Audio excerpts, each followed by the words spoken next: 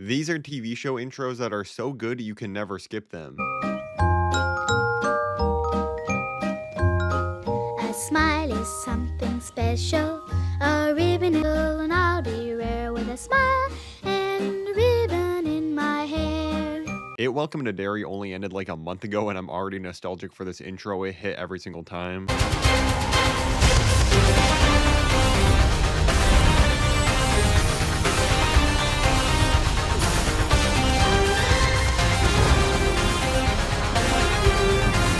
I'm so glad we only have to wait like 6 more months for X-Men 97 Season 2 this summer. It's gonna go crazy.